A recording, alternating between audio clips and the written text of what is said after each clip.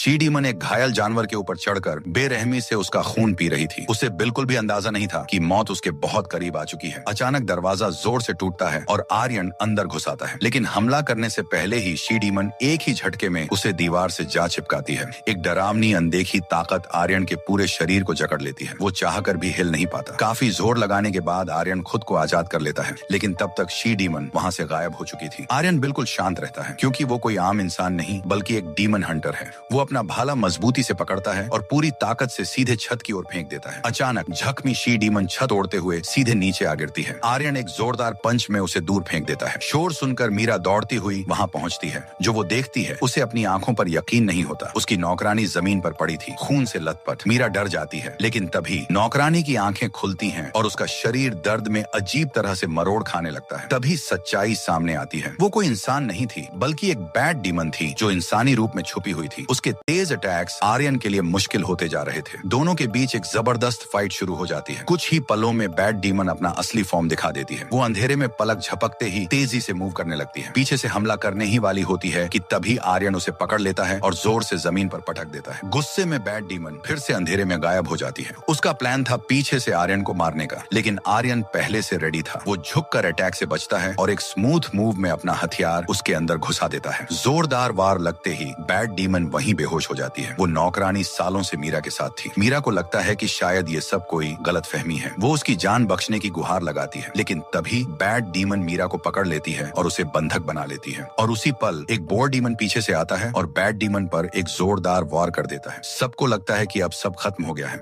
लेकिन यही उनकी सबसे बड़ी गलती थी।